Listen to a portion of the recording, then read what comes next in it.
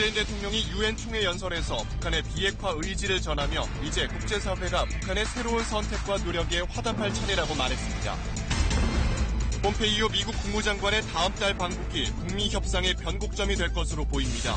2차 북미 정상회담은 다음 달 이후에 열릴 가능성이 높아졌고 트럼프 대통령은 비핵화를 두고 시간 게임을 하지 않겠다고 밝혔습니다. 미국이 올 들어 세 번째로 금리를 인상하면서 우리나라와 금리 차이가 최대 0.75%포인트로 벌어졌습니다. 한미 금리 차가 계속 벌어질 가능성이 큰 가운데 다음 달 금통위에서 금리를 어떻게 하느냐에 관심이 쏠리고 있습니다. 비공개 예산 정보를 유출한 혐의로 수사를 받고 있는 자유한국당 심재철 의원이 청와대가 업무 추진비 수억 원을 부적절하게 썼다는 의혹을 추가로 제기했습니다. 청와대는 확인도 거치지 않은 추측성 주장이라며 즉각 반박했습니다. 원자력 안전기술원이 5년 전 라돈이 검출된 매트리스 속커버 납품업체를 현장 조사해 작업자들의 방사능 피폭량이 기준치의 2배라는 점을 확인했지만 별다른 조처를 하지 않았던 사실이 KBS 취재 결과 확인됐습니다.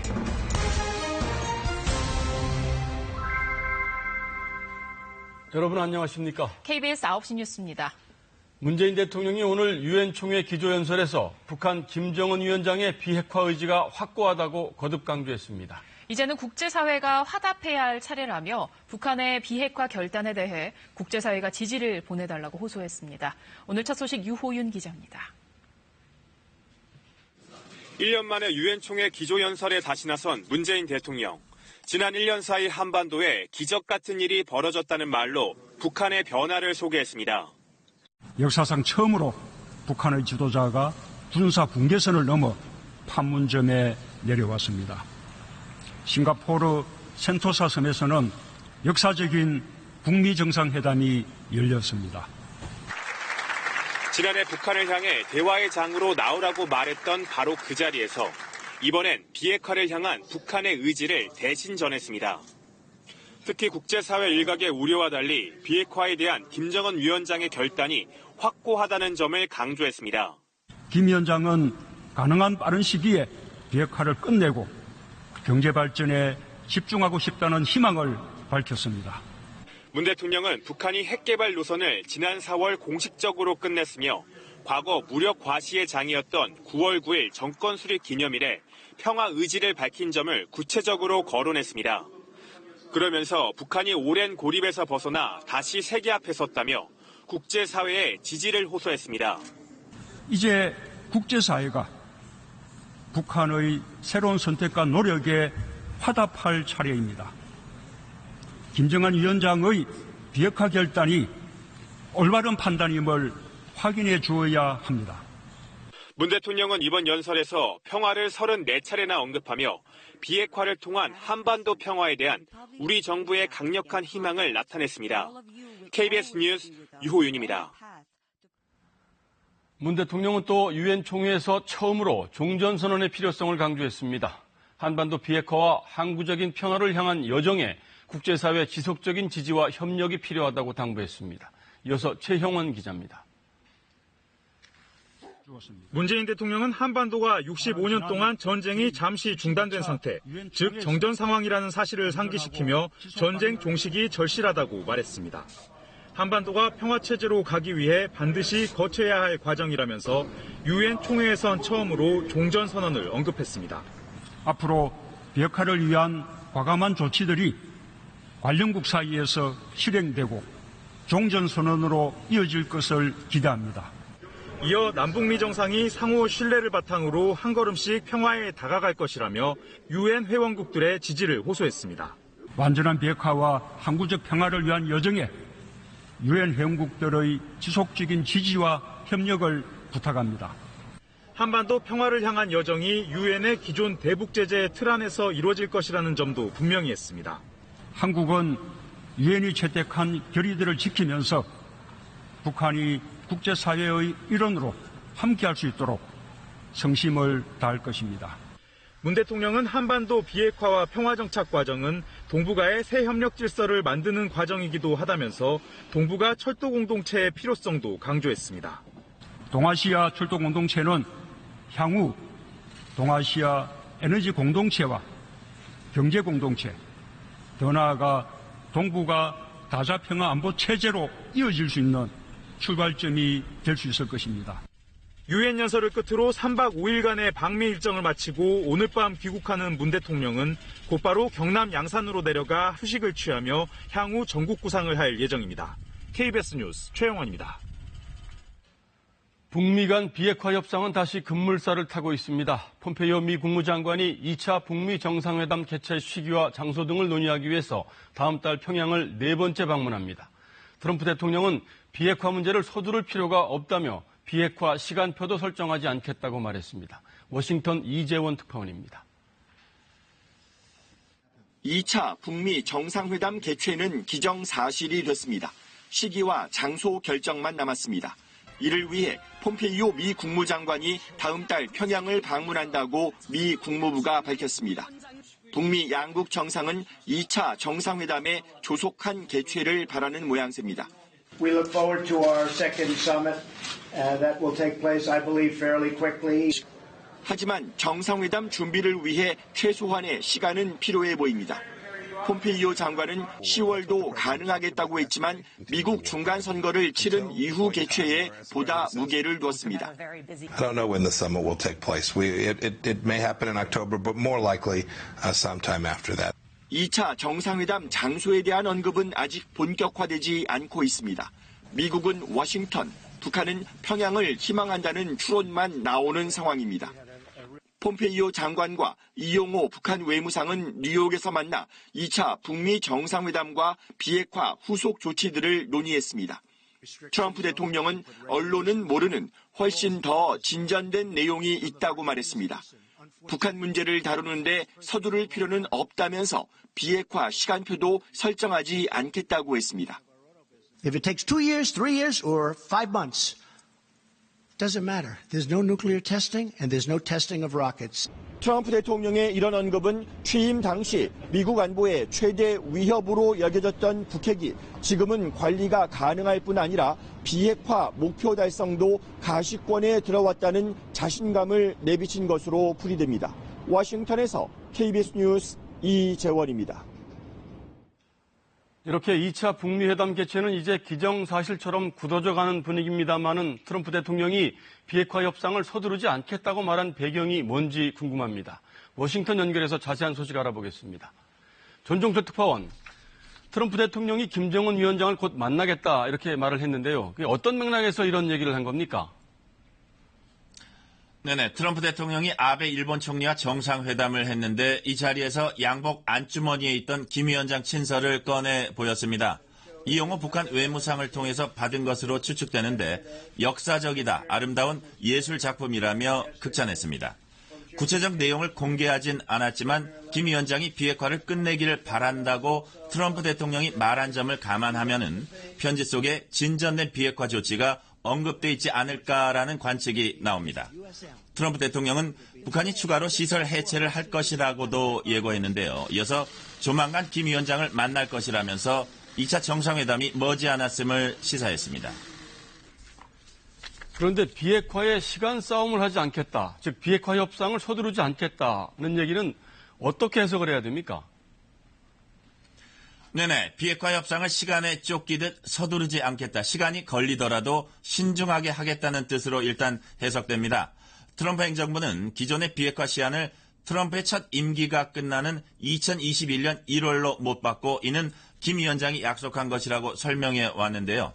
트럼프 대통령은 최근 서두르지 않겠다, 제재를 유지하겠다고 거듭 강조해 왔는데 이번엔 대통령이 비핵화 시한을 없애겠다고 공언한 셈입니다. 특히 비핵화와 종전선언의 빅딜이 추진되는 와중에 미국이 속도 조절에 나선 게 아니냐는 관측도 나옵니다.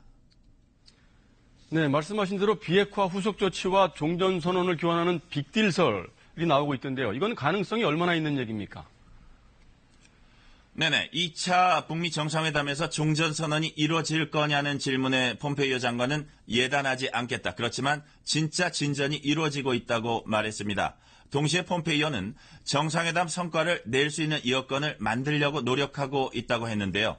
결국 만족할 만한 비핵화 조치를 얻어내면은 종전선언을 할 수 있다는 뜻으로 읽힙니다. 다만 미국 내 북한에 대한 의구심이 남아있고 트럼프 대통령도 서두르지 않겠다는 입장을 밝힌 점을 감안하면은 빅딜 역시 신중히 추진할 것으로 예상되고 따라서 그 시기도 유동적입니다. 결국 2차 북미 정상회담과 이를 계기로 한 비핵화와 관계 개선의 향방은 모레 이용호 외무상의 유엔 연설에 이은 다음 달 폼페이오 장관의 4차 방북에서 윤곽이 드러날 것으로 보입니다. 지금까지 워싱턴에서 전해드렸습니다. 신임 주한 미군 사령관으로 지명된 에이브럼스 미 육군 대장이 비무장지대 안에 설치된 GP, 즉 감시초소 철수는 유엔사 판단을 거쳐야 한다, 이렇게 말했습니다.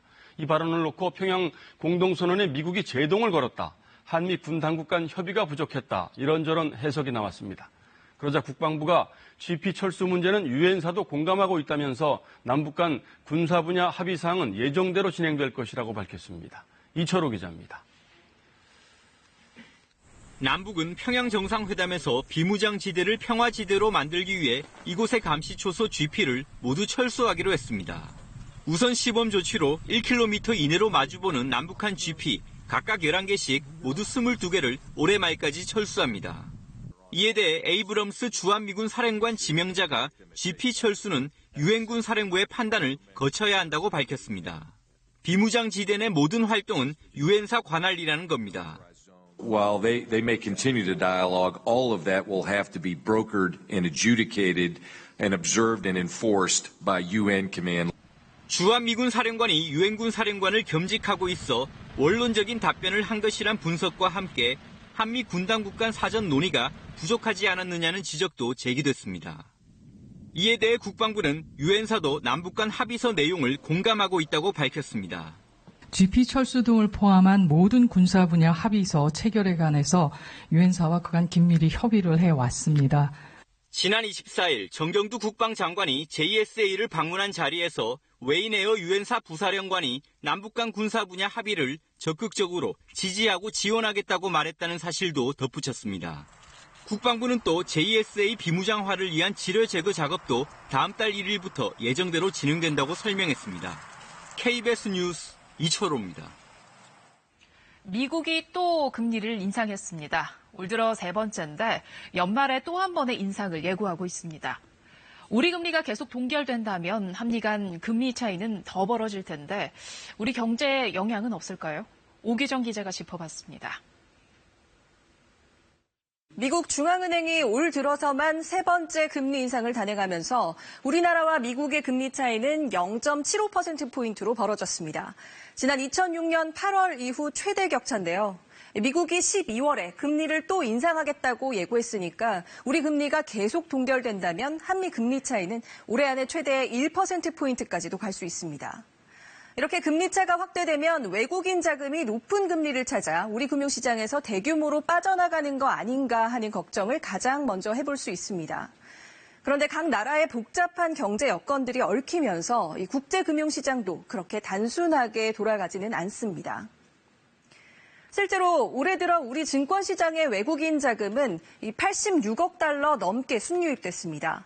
외국인들이 계속 투자했다는 거죠. 탄탄한 외환 보유고나 수출 호조로 경상수지 흑자를 이어가고 있는 우리 경제를 일단은 양호하게 보고 있다는 얘기입니다. 당장 오늘 금융시장에도 별다른 영향은 없었습니다. 우리나라의 그 건실한 경제 기반이나 과거 몇 차례 유사한 사례 등을 감안할 때 외국인 자본의 급격한 유출이라든지 하는 시장의 충격은 제한적일 것으로. 문제는 미국이 내년에도 세 차례나 금리를 더 올릴 예정이라는 겁니다. 미국과 금리 차가 1%포인트 이상 벌어지는 건 우리도 부담인데다가 신흥국 경제가 외국인 자금 이탈로 안 좋아지면 우리 경제도 좋을 건 없습니다. 때문에 관심은 다음 달 열릴 금통위에서 금리를 어떻게 움직이느냐에 쏠리고 있습니다. 결정은 쉽지 않아 보입니다. 금리를 올릴 만큼 국내 경기나 고용 사정이 회복되질 않고 있고 가계 대출이자 부담이 늘어나는 것도 무시하긴 힘듭니다. 이주열 한은 총재도 미중 무역 분쟁과 고용 상황 등 대내외 경제 여건이 금리를 올리기에는 미흡한 면이 있다며 금리 조정이 간단치 않은 상황이라는 걸 시사했습니다. KBS 뉴스 오규정입니다. 비공개 예산 정보를 유출한 혐의로 검찰 수사를 받고 있는 자유한국당 심재철 의원이 오늘은 청와대의 업무 추진비 내역을 추가로 공개하며 2억 원 넘는 돈이 부적절하게 사용됐다는 의혹을 제기했습니다. 청와대는 추측성 주장이라며 즉각 반박했습니다. 먼저 김비치라 기자가 보도합니다.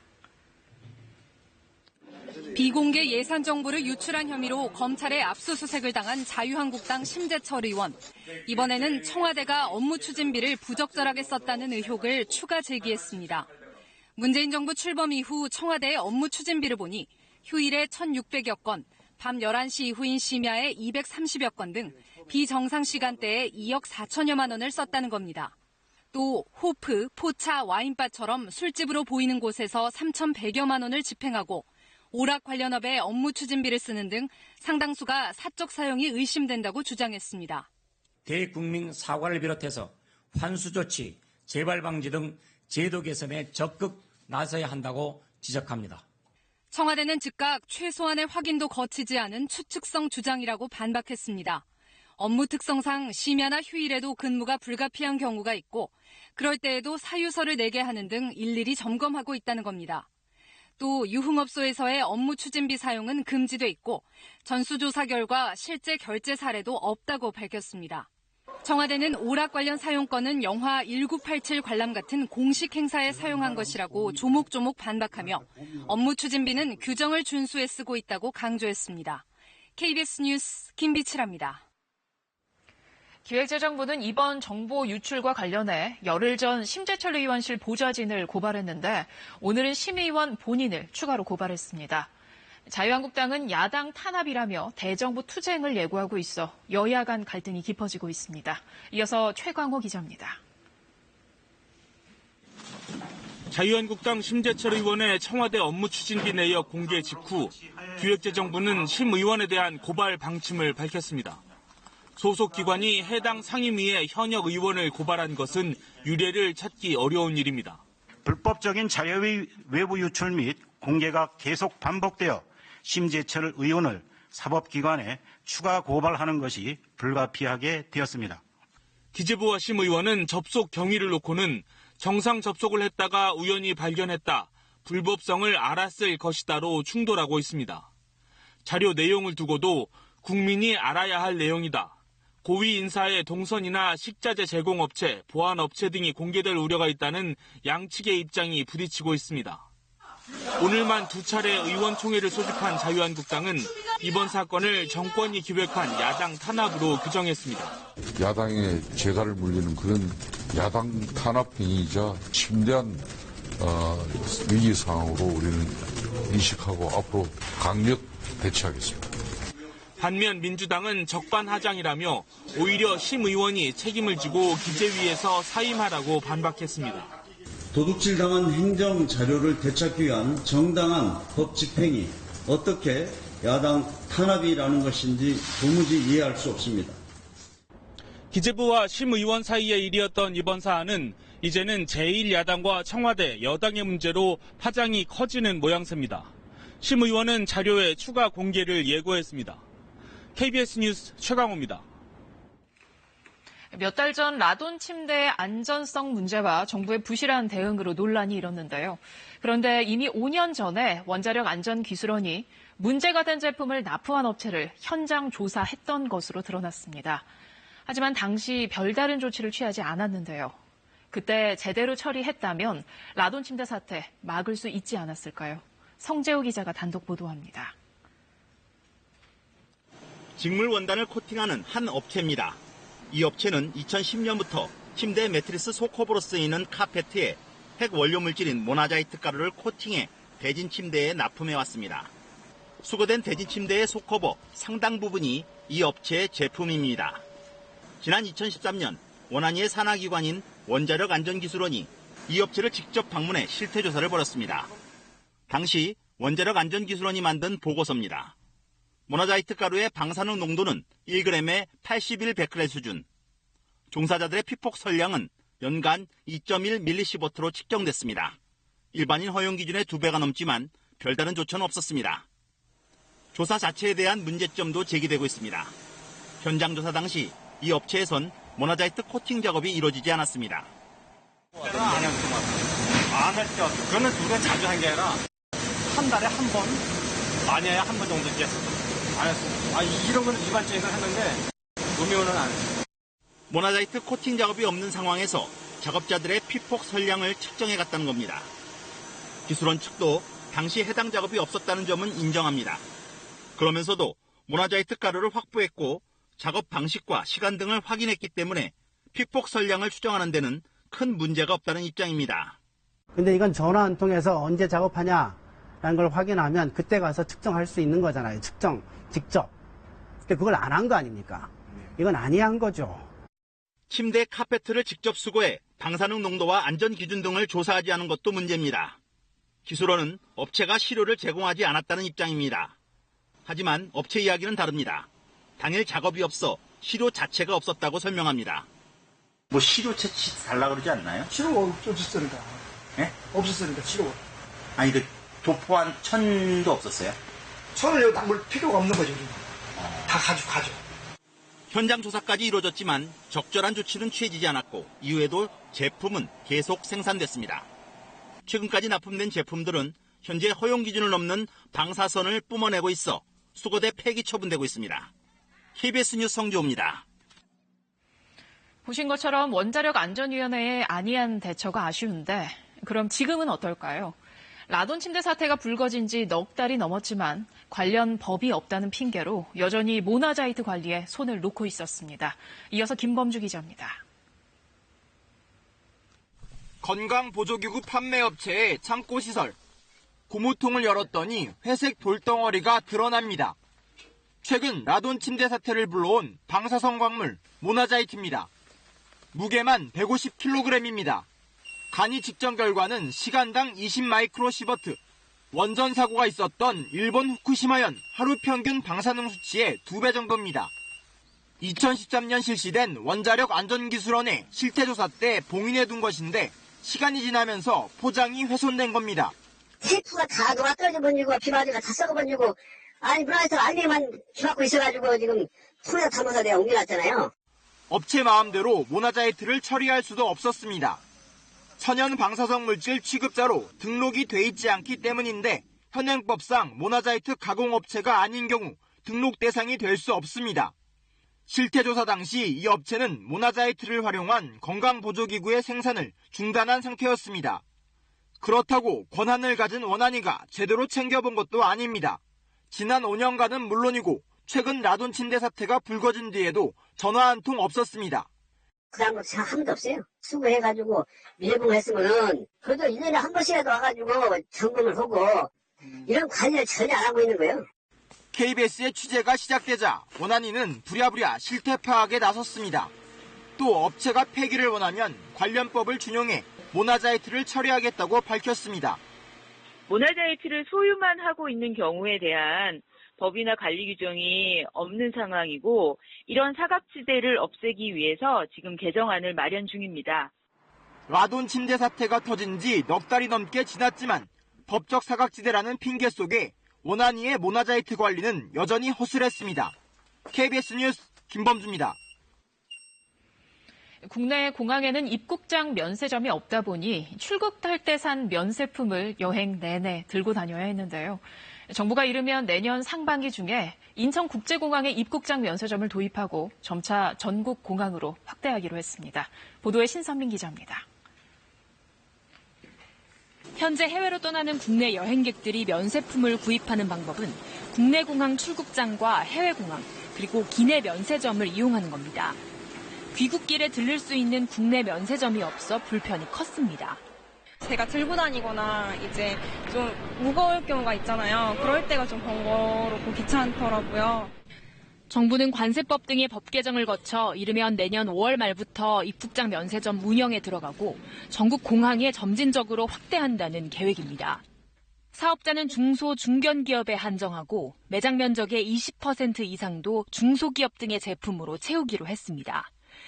그동안 입국장 면세점은 여러 차례 시도됐었지만 출국장이나 시내 면세점 업체와 기내 면세점을 운영하는 대형 항공사, 그리고 세관 당국 등의 반대로 무산된 바 있습니다. 정부는 해외 소비를 국내로 돌리고 일자리도 늘릴 수 있다는 걸 강조하고 있습니다. 전 세계 73개 나라 149개 공항에서 입국장 면세점이 운영되고 있는 점도 고려됐습니다. 혁신성장 노력의 일환으로 마련된 것입니다. 새로운 수요와 새로운 시장을 창출함으로써 일자리를 만들어 나가겠다고 하는 것입니다. 다만 과일, 축산 가공품 등 검역 대상 품목과 담배는 팔지 않기로 했습니다. 관심을 모았던 1인당 면세품 구매 한도 증액은 이루어지지 않아 현행 $600로 유지됩니다. KBS 뉴스 신선민입니다. 24시간 영업, 편의점의 상징 같은 문구죠.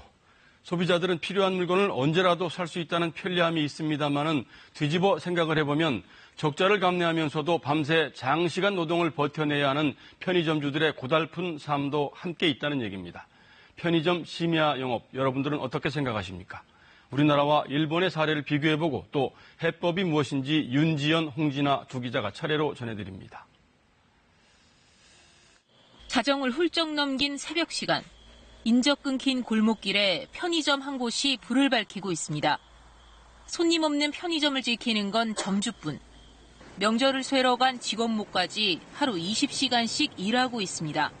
단기 알바도 쓰고 싶어도 명절에는 다 쉬기 때문에 구하기가 힘들어요, 저희가 되게. 그러다 보니까 저희들이 그냥 와이프고 저가 할 수밖에 없는데요. 편의점을 시작한 뒤론 휴일은 물론 명절도 없어진 지 오래입니다. 퇴근은 싶은데 부모님 나쁜데 지금 못 가고 있어요, 저희도 지금. 야심한 시각 또 다른 편의점. 이곳 역시 손님이 뜸하긴 마찬가지입니다. 어제는 10시간 동안 30분 정도 있었어요. 그 비율은 절반 정도. 사정은 대개 비슷했습니다. 명절 때가 많이 나보니까 뒷뒤에 화장실 맞춰가지고 체내 같은 데는 무시하고. 날이 샌 뒤 간밤에 들렀던 편의점을 다시 찾았습니다. 자정부터 7시간 동안 이곳을 찾은 손님은 모두 6명. 번 돈은 3만 원이 채 안 됩니다. 수익을 따지기도 민망할 정도입니다. 이 정도 나와서는 유지 자체도 쉽진 않으신 거죠? 유지 자체가 안 되는 거죠, 이거는. 인건비 자체도 안 나오고 저희가 이렇게 나와서도 뭐 할 수 있는 것들이 없어요, 저희 솔직히. 이게 답답하죠. 이 정도 매출이면 지금 어떻게 말을 못하겠네, 진짜. 가슴이 답답하네. 보신 것처럼 대학가나 사무실이 많은 지역엔 명절 연휴나 주말 심야 시간엔 장사를 할수록 적자가 나는 편의점이 적지 않습니다. 만약 수익이 너무 적다면 자정부터 6시 사이엔 영업을 잠시 중단해도 됩니다. 법으로 보장돼 있는데요. 그런데도 점주들이 24시간 영업을 고수하는 이유는 뭘까요? 심야 영업을 중단하면 본사가 주는 전기요금 지원을 못 받거나 수익금 배분 때 불리해지기 때문입니다. 결국 어쩔 수 없이 종일 영업을 한다는 겁니다. 4만 곳이 넘는 전국 편의점 가운데 심야 영업을 하지 않는 비율은 67곳 가운데 1곳 꼴입니다.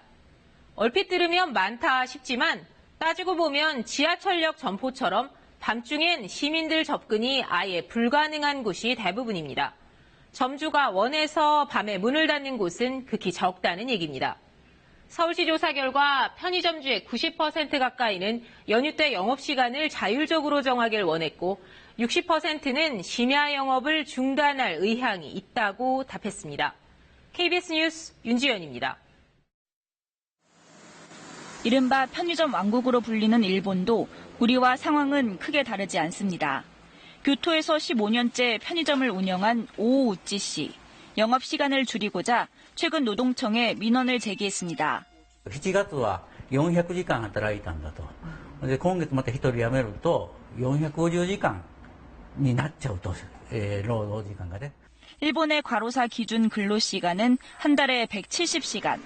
그런데 상당수 편의점주들은 300시간이 넘는 초장시간 근로를 하고 있습니다. 365일, 24시간 영업 원칙을 지켜야 하기 때문입니다.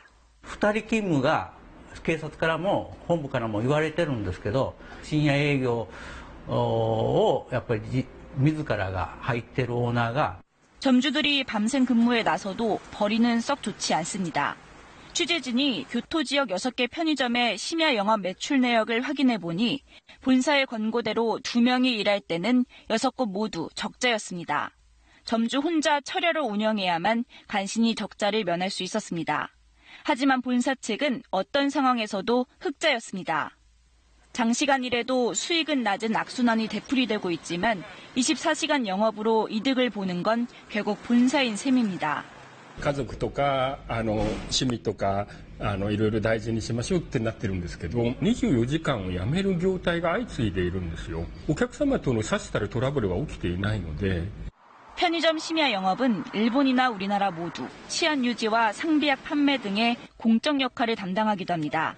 이 때문에 지역별, 시간대별로 영업점을 지정해 운영하는 보다 정교한 권리찾기 해법이 필요하다는 지적입니다. KBS 뉴스 홍진아입니다.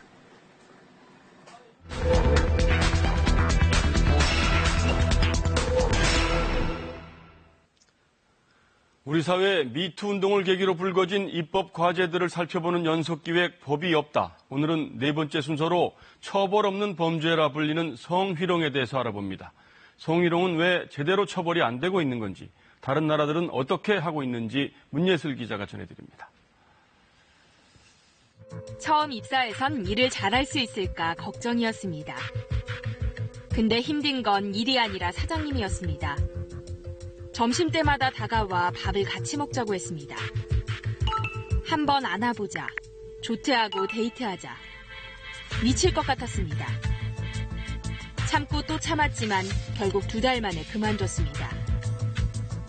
처음엔 후련했지만 후임자가 저처럼 당한다는 말에 아직도 마음이 괴롭습니다. 과연 저 사장님을 처벌할 수 있을까요? 현행법상 성희롱을 처벌하는 규정은 사실상 없습니다. 간혹 모욕죄나 명예훼손죄로 처벌되는데 요건이 까다롭습니다. 공연성 조건 때문입니다. 회식 자리 같은 공개적인 자리에서 일어나야 한다는 거죠. 하지만 성희롱은 대부분 은밀하게 이루어집니다. 결국 남은 방법은 손해배상 소송인데 시간과 돈 때문에 대부분 포기합니다. 배상액도 얼마 안 됩니다. 성희롱을 처벌하는 유일한 법조항, 남녀고용평등법에 있습니다. 성희롱이 일어나면 사업주에게 신고하고 사업주는 곧바로 조사해야 합니다. 그런데 앞선 사례처럼 사장님이 가해자일 땐 어떻게 될까요? 셀프 조사를 해야 하는 겁니다. 당연히 조사가 잘 안 되겠죠. 설령 성희롱이 드러나도 형사처벌이 아닌 행정처분으로 1,000만 원 이하의 과태료가 전부입니다. 그런데 사장님이 성희롱 가해자인 경우 얼마나 될까요? 56%나 됐습니다. 국회에는 성희롱을 처벌하도록 하는 내용의 법안이 5건 올라와 있습니다. 성적인 언행으로 상대에게 수치심 등을 준 사람은 벌금이나 징역형에 처한다는 내용입니다.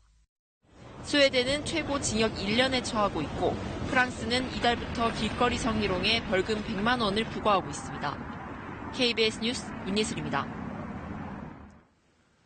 삼성의 노조 와해 공작은 미래전략실 주도로 그룹의 전사적인 역량이 동원된 조직적 범죄였다고 검찰이 밝혔습니다. 검찰은 오늘 이상훈 삼성전자 의장 등 32명을 기소했습니다. 홍성희 기자입니다.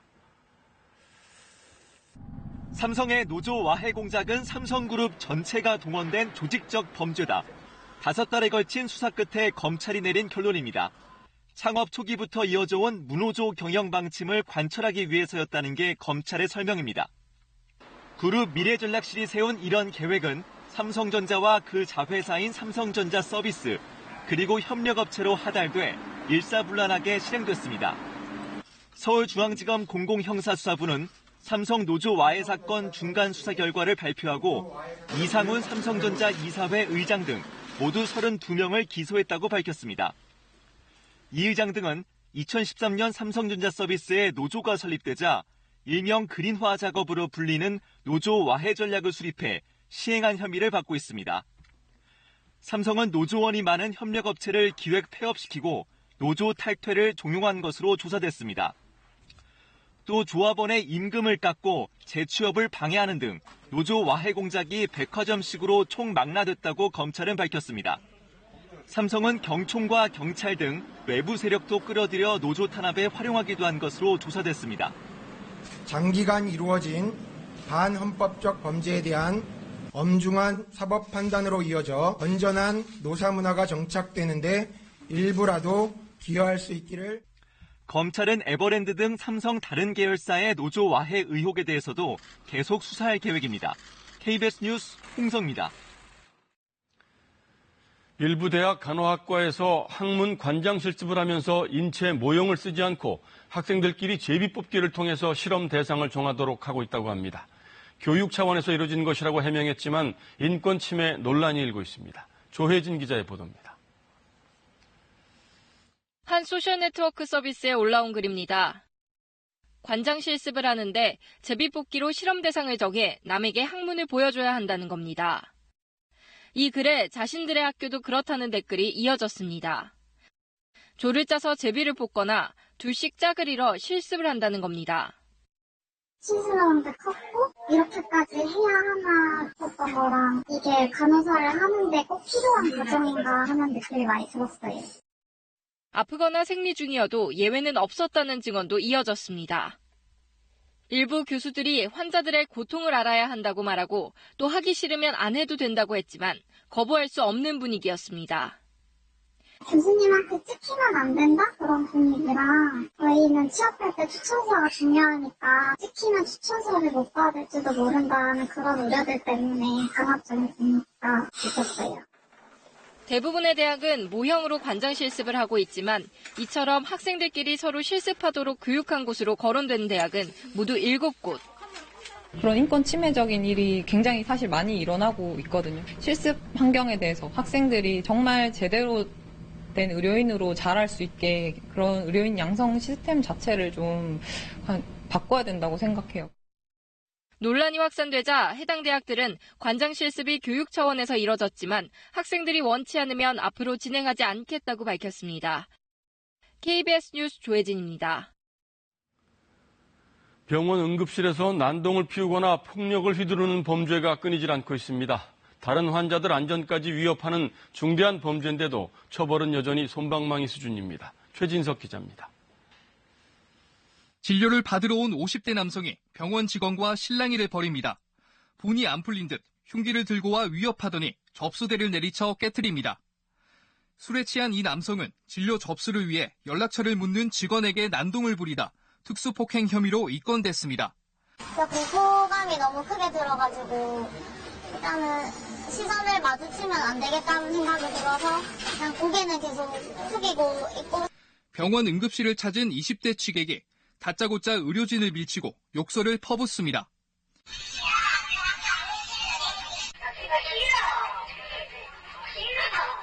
신고를 받은 경찰이 출동하고 난 뒤에야 사태가 진정됩니다.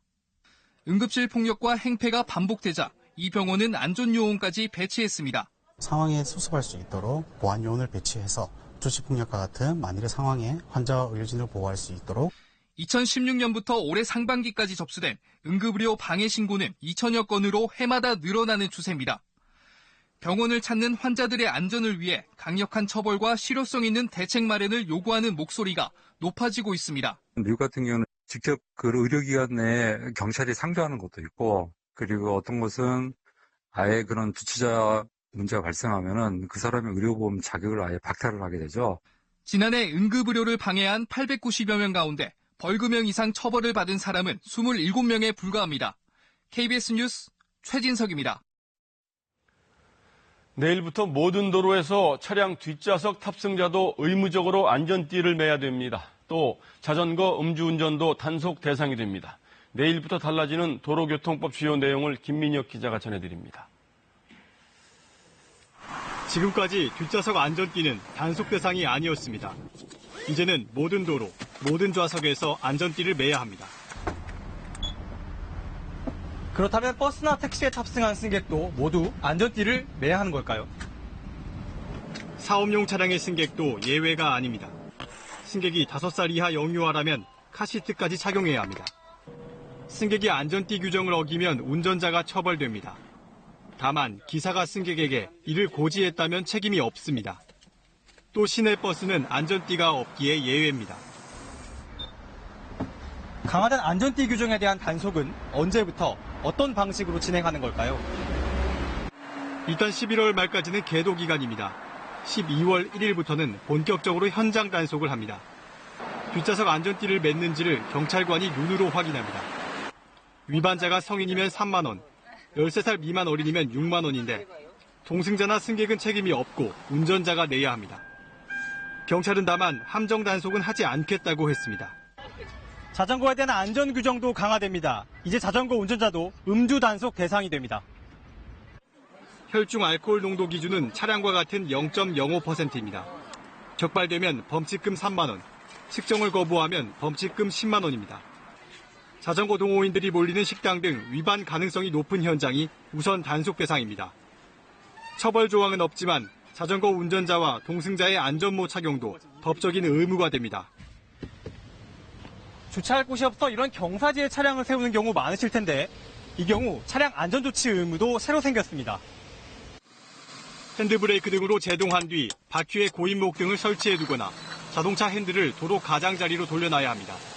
이런 조치가 미흡하다고 판단되면 범칙금 4만 원입니다. KBS 뉴스 김민혁입니다. 예전보단 덜하다고 하지만 요즘도 중고등학생들이 머리 모양을 마음대로 하긴 어려운데요.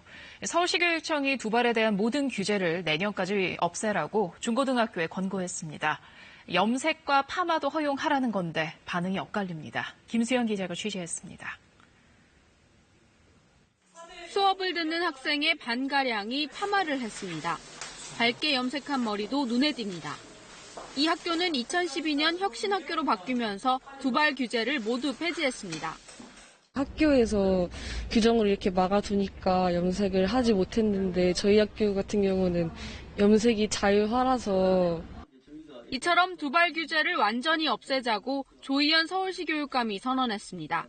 서울 중고등학교의 84%에서 머리카락 길이를 규제하지 않고 있는데 이에 더해 염색과 파마까지 허용하자는 겁니다. 공론화 과정에서 학생들의 의견을 적극 존중하고 수용해 주시면 학생들은 민주적 절차에 의해 자신들의 의견이 반영되는 민주적 효능감을 체험하는 기회도 될 수 있을 것이다. 학교별로 의견 수렴을 거쳐 내년 2학기부터 완화된 학생생활 규정을 적용할 것을 권고했습니다. 자유롭게 아이들이 정말 생활하는데 불편함 없이 규제 안 받고 모든 걸 좀 자유롭게 해주면 좋지 않을까라는 저는 긍정적인 생각이 들어요. 하지만 학교 자율에 맡기면 될 사안에 교육감이 시기까지 지정해 과도하게 개입한다는 지적도 나옵니다. 경제적인 부담도 걱정입니다. 뭐 싸게 한다 그래도 다 10만 원대고 10만 원 이상이니까 그런 부분도 무시는 못하죠. 서울시 교육청은 앞으로 편안한 교복을 공론화하고 학생들의 화장에 대해서도 의견을 수렴할 계획입니다. KBS 뉴스 김수현입니다. 스마트폰을 사용하다 보면 자세가 구부정해지는 걸 느끼게 되는데요. 실험을 해보니 스마트폰을 5분만 들여다봐도 고개가 숙여지고 15분이면 목이 90도로 꺾이는 것으로 나타났습니다. 이런 자세가 반복되면 일자목, 거북목은 물론이고 허리 디스크까지 진행될 수 있다고 합니다. 박광식 의학 전문 기자입니다. 20대 청년에게 스마트폰 게임을 하게 했습니다. 5분이 지나자 일단 고개가 숙여지기 시작하고 10분이 경과되자 등과 목이 함께 구부러집니다. 15분에 이르렀을 땐 몸이 거의 디귿자형이 됩니다. 게임 끝날 때쯤에 느껴지더라고요. 아, 자세가 많이 뒤틀려져 있었구나. 그리고 통증이 왔구나. 연세대 물리치료학과 연구팀이 성인 18명을 실험한 결과 목이 꺾인 평균 각도가 처음 시작할 땐 66도였지만 5분 만에 79도로 굽혀졌고 15분 지나선 90도까지 꺾였습니다. 어깨와 골반 사이 허리 각도도 처음 104도에서 81도로 크게 작아졌습니다. 스마트폰 사용 5분 만에 목이 꺾이기 시작해 허리까지 구부정해진 겁니다. 이 과정에서 목 통증 수치는 4까지 치솟았고 허리 통증도 2까지 증가했습니다. 스마트폰은 화면이 작고 몰입도가 높다 보니 목을 숙이게 되는데 스마트폰 무게에 손이 내려가면서 등까지 구부러지게 돼 통증이 유발되는 겁니다. 노트북을 사용했을 때 한 10분 안에 자세가 변했다라고 이야기를 했는데요. 이번 연구에서는 5분 안에 유의한 차이를 보였기 때문에 어떻게 보면 스마트폰을 사용하게 되면 더 자세 변화가 심한 것 같다 이렇게 생각할 수 있습니다. 이 때문에 스마트폰 사용 시 5분마다 자세를 바로잡는 게 중요합니다. 또 허리를 펴고 고개를 뒤로 젖힌 채 5초간 유지해주는 동작을 반복해야 목과 허리 건강을 지킬 수 있습니다. KBS 뉴스 박광식입니다. 경찰이 지난 8월 이후 40일 넘는 음란물 특별 수사를 통해 음란 사이트와 웹하드 업체 51곳을 적발하고 1,012명을 검거해 63명을 구속했다고 밝혔습니다. 경찰은 특히 그동안 수사가 어려운 것으로 여겨졌던 해외에 서버를 둔 음란 사이트 운영자를 잇따라 검거하는 성과를 거뒀다고 강조했습니다. 선거법 위반 혐의를 받는 원희룡 제주도지사가 오늘 저녁 8시쯤 제주 서귀포 경찰서에 출석해 조사를 받고 있습니다. 원희룡 지사는 6.13 지방선거 공식 선거운동 기간 전인 지난 5월 제주 서귀포시 모 웨딩홀에서 음향 장비를 이용해 공약을 발표하는 등 모두 5건의 선거법 위반 혐의를 받고 있습니다. 한국의 70에서 74세 고용률이 OECD 회원국 가운데 가장 높은 것으로 나타났습니다. 통계청에 따르면 지난해 한국의 70에서 74세 고용률은 33.1%로 OECD 평균의 2배가 넘었습니다. 한국의 노인 고용률이 높은 것은 노후 생활 기반이 부족하기 때문으로 분석됩니다.